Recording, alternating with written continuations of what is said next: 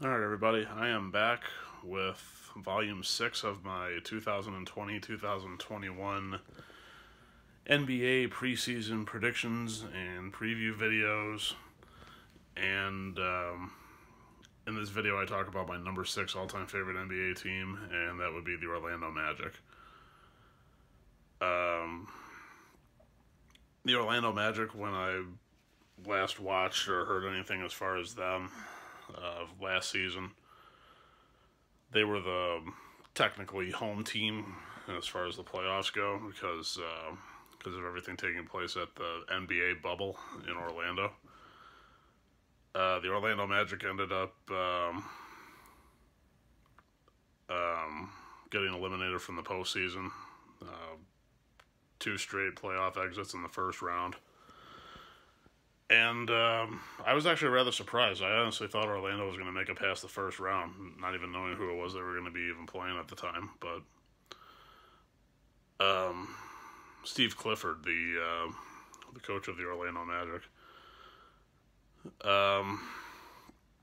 he was good enough to make the postseason, but on the other hand, injuries and roster limitations kept the team from doing anything else from there. Because if you look at the Orlando Magic on paper, you have a rather talented roster. You got Nikola Vucevic in a legitimate all-star. You have quality starters in Aaron Gordon and Evan Fournier, and you have young prospects on your roster such as Mohamed Bamba, Jonathan Isaac, and Markelle Fultz, and you have a top-flight bench scorer in Terence Ross. But that still wasn't enough to get the job done, or at least move on to the second round. Looking at the Magic this year, I don't think that's still going to be enough to move the figurative needle, for want of a better choice of words, for Orlando. Because if you add up all the draft mishaps, injuries from last year, again, Mohamed Bamba and Aaron Gordon and Jonathan Isaac, excuse me. They had their season sacked by illness or injury or a combination of the two. And there was uncertainty at the point guard position, but you still have to give Steve Clifford credit for keeping things together long enough to get things on track. At least I certainly do, at least. Because if you really think about it, the Orlando Magic could have easily missed the playoffs last year. Some of the games that they had won, thankfully enough, to get them into the postseason. Worst case scenario, those games could have been losses. And they couldn't have even made the playoffs. So, I look at it this way. The Orlando Magic made the postseason last year, which I was thankful for and I was happy. But upon getting eliminated from the first round for the second year in a row, that was mind-boggling to me. I mean, I don't even remember who it is that they got eliminated from, or who eliminated them. But that's another story for another day. What's new for this roster? If you really think about it, there's very little in the way of plug-and-play help that was acquired for Orlando in the offseason, with the exception of rookie guard Cole Anthony out of North Carolina, I believe. He's going to be inserted into the backcourt mix after DJ Augustine left for the Milwaukee Bucks in free agency. The Orlando Magic's first round draft pick in 2019, I think he was selected 16th overall. Yeah, 16th overall, if I'm not mistaken, in 2019 in the first round. Chuma Okeke, he missed all of last year recovering from a torn ACL. He's also set to fight for a spot on the roster. I think he'll get it. The Orlando Magic, they're playing the Miami Heat tonight, so hopefully Orlando gets the win.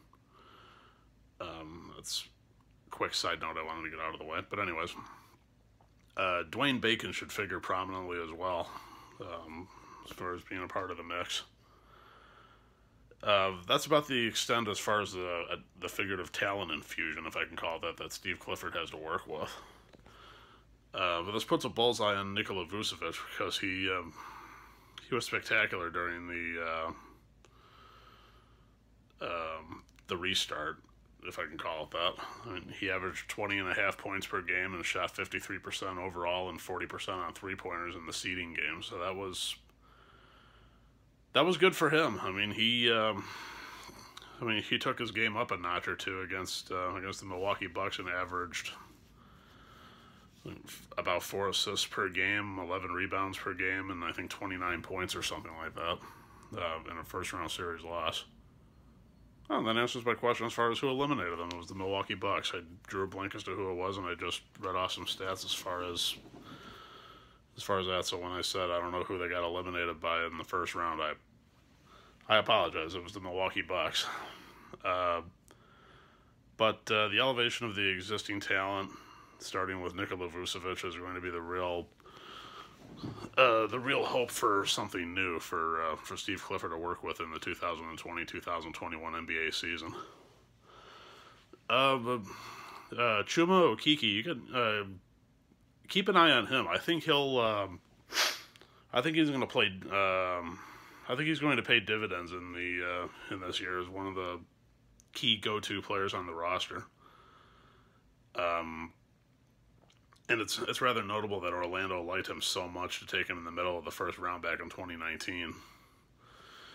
Yet they knew he would be spending the 2019-2020 season rehabbing from a torn ACL. So it's also not all that surprising because he's an extremely, pardon the pun, magic draft pick. He's versatile. He's defensive. He's a defensive-minded forward. He's versatile, and there's little playmaking abilities to speak of. But he doesn't have to be a creator in order to make his own mark in the NBA. He made approximately 39% of his three-pointers in college. Where he went to college, I don't even remember, but there isn't a team in the NBA that couldn't use a high IQ 3-and-D forward. But the shooting is particularly important on this team, and if he still has his lateral quickness, he should have a role right away on the starting rotation. At least I think he does. But what's missing from this team? Jonathan Isaac is a promising young talent, but injuries have been derailing him as of late, and I want to say he's going to miss this year recovering from a torn left ACL and meniscus that he suffered in the second seeding game last year. That was a brutal finish though to a trying season for Jonathan Isaac. I mean, he became a two-way force that Orlando believed that he could be when they selected him 6th overall and back 3.5 years ago in the 2017 NBA draft. But his emergence cleared the way for Aaron Gordon's shift to a small forward up until that was abandoned back in February when James Ennis was acquired and Aaron Gordon ended up going back to being a power forward. James Ennis, I want to say he was on another team and was traded to Orlando. I don't remember, but long story short, the absence of Jonathan Isaac and the quest for a breakthrough season with in regards to Mohamed Bamba, that leaves a rather gaping hole in the rotation for Orlando, because for what it's worth, there was a bunch of training camp chatter about Mohamed Bamba and his 7 foot 10.5 inch wingspan. They appear to have made strides in his recovery from a positive COVID-19 test, which obliterated any conditioning gains that he had made. And I literally had no idea that Mohamed Bamba had even tested whenever it was positive for COVID-19. I typed in, I think it was on Google, I typed in Orlando Magic COVID-19 positive tests or something like that, and Mohamed Bamba's name came up on on a list that I had seen. So hopefully, hopefully by now I'm sure he's cleared to play tonight. But we'll see if he's able to play tonight. Great. If not, then I can't wait to see when that time finally is for him to play. Other than that, I don't really have that much left to go on as far as the Orlando Magic. I'm sorry, but for the potential starting five, that's really, as far as that, a brief recap as far as how I think they're going to do in terms of hopefully making the postseason, which I hope they do, and where I think they're going to finish in their division. That's really about all I can give you. So for the starting five, potentially, Markelle Fultz. He needs to take advantage of his opportunity in the final year of his rookie deal. Grabbing the figurative brass ring. I think he does it this year. He averaged 5 assists per game last year, 3.5 rebounds, so let's say 4, and 12 points per game. Evan Fournier, 18.5 points per game, almost 3 rebounds per game, and 3.3 assists per game. So let's say 19 points, 3 rebounds, and 3.5 assists. So let's bump it up to 4. Let's say 4. Play with the numbers a little bit. He mightily struggled in the playoffs, and he needs a serious bounce back effort. And if there was ever a time to put on such a performance for this quote unquote bounce back effort, I think this year is going to be it. Clutch performance time is how I can sum it up. James Ennis, 8.5 points per game, 5 rebounds per game, and 1 assist per game. He's a versatile swingman. He made a seamless transition into the rotation after a trade back in February. What team he played for, I don't remember. I'll have to look that up later, but anyway. Nikola Vucevic, 19.7 points per game, let's say 20. 11 rebounds per game, and 3.7 assists per game. Let's bump it up to 4. He played some of his best basketball during the 2019-2020 NBA season, during the restart, I'll call it. And he did rather well for himself in the postseason. I really liked what he did, but sadly it wasn't enough to move on to the next round in the NBA Finals. Maybe that all changes tonight, starting with the Miami Heat. Aaron Gordon, 14.5 points per game, 8 rebounds per game, and 3.7 assists. Let's say 4. Orlando's still waiting for him to polish the rougher edges of his game, and I think whatever training camp, practice, whatever it is that he's been able to do to try and work out the kinks, so to say, in his game, I think he'll show out. I think he'll show everybody what all he's worked out and how much work he's truly put in. He's a great player. I mean, almost every time, for example, especially with how popular he's been, at least as of late, every time you see an Orlando Magic game on TV, for example, almost everyone and their mother is wearing Aaron Gordon jerseys. So he's a well-liked player, and he seems to be a true fan favorite. But he's a high-flying forward, and he needs to maybe take a couple aspects of his game and smooth out the edges a little bit. And I think he'll do just fine this year. For reserves, I'm going to start off with who they drafted this year. I'm going to start with Cole Anthony out of North Carolina. What was it, North Carolina State? I drew a blank on where he went to school now. I think it was North Carolina, but I could be wrong. I had seen a couple of games of him on TV, and I remember seeing the name and where he went to school. It was somewhere in North Carolina. But that's beside the point. 18.5 points per game, I'm assuming these are his stats in college. 18.5 points per, yeah, these are his college stats, I'm sorry. 18.5 points per game, 6 rebounds per game, and 4 assists. He's supremely talented. He's plenty confident.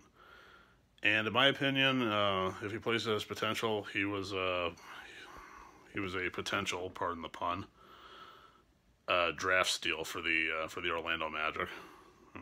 That's how great of a player he is, and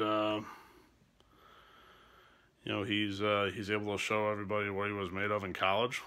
Take that same energy and skill set, and maybe work on some new things at the same time. And transfer that over to Orlando. I'm curious to see how he works with this team now. So many different possibilities. Duane Bacon, 5.5 points per game. Let's say 6. 2.7 rebounds per game. Let's round it up to 3, and 1.5 assists per game. So let's say 2. If he can relocate his 3-point shooting touch from 2 years ago, which was about 43.9%, let's say 44% from 2 years ago. This too was a real steal for the Orlando Magic, at least in my opinion. Terence Ross, 15 points per game, 3.5 rebounds per game, and 1 assist. One of the most reliable bench scorers in the league. I'm not going to go so far as to say he's like a figurative knight in shining armor, where the game is on the line and you need to call someone from the bench in order to try and save the day and also win the game. But he's he's reliable. He's a great player. And if I were to build a team from scratch and I needed someone on the bench, the caliber of Terence Ross, I would either take a player either the caliber of him, or I would take Terence Ross himself and put him on my roster. That's how much I like him, at least. Michael Carter-Williams, 7.5 points per game, 3.5 rebounds per game, and 2.5 assists. So let's say 8 points per game, 4 rebounds per game, and 3 assists. He's found himself a home in Steve Clifford's point guard friendly system. And he's also a former Kia Rookie of the Year. But that was a long time ago. Not that any of that really matters now. But it was worth throwing that out there. But yeah, on the whole, guys, if you really think about it, it's the overwhelming consensus is that it's hard to see the Orlando Magic outperforming the modest expectations without a legitimate breakout season from Cole Anthony, Mohamed Bamba, Markelle Fultz, and even Jonathan Gordon. I'm sorry, I'm getting all tongue-tied. Aaron Gordon. I have Jonathan Isaac on the brain now for some reason. I'm getting Jonathan Isaac and Aaron Gordon mixed up. So anyway, another criticism was that the Orlando Magic really didn't shake up its core group, and they're going to play this season without their most promising young talent in Jonathan Isaac. Their solid defensive rating last year, I want to say they ranked 11th, and Steve Clifford's track record of stout defense should be what ultimately keeps the Magic afloat or in the hunt for the postseason this year. They seem ticketed for play-in tournament territory and a chance to win a 3rd straight playoff appearance. If you make the postseason, good enough for me. Good for you. You made it that far. Just hope you make it past the first round. That's all I ask. Now for the finish. This is going to be tough, but this might be a little steep as far as a prediction, but here it goes. I'm going to say the Orlando Magic go 39-33. Maybe they win a few more games down the line. Maybe they lose some more than what they're. Maybe they lose more games than what they win, or maybe they go 500. I don't know. But if I had to go on a guess, as far as a projected finish, I don't think they're going to go all the way, win their division, and bury everybody deep beneath the earth. But 39 and 33 sounds accurate. Will that be enough for them to make the postseason? I don't know. I hope it is, though. But anyway. That wraps up my NBA preseason preview and predictions videos for the 2020-2021 NBA season. Let me know what you guys think of my videos, along with all the other ones I've done thus far. And hopefully later on tonight, the Orlando Magic get the win. They're going up against the Miami Heat. It's going to be close. It's going to be a close one, but I think the Orlando Magic will come out on top. We'll see, though. Anyway, subscribe to my YouTube page if you haven't already. Follow me on Instagram. Whatever other forms of social media that are on my page listed on my bio section. You'll see them listed there. And thank you for the continued show and support on my channel. Be well, take care, stay safe, have a good one, and be sure to keep an eye out for more content in the future. So, I will talk to you later. Have a good one. I am out. And I might do some videos around the time the postseason for the NFL starts, too. So, we'll have to wait and see. I didn't really think about it, but anyway. NFL videos, those might be coming up soon. You know, I'm not sure, but anyway. I might do that. You know, I want to get your thoughts as far as the NFL, AFC, NFC, who do you think is going to go to the Super Bowl? You know, all that stuff. But anyway. I will talk to you guys later. Have a good one, and take it easy.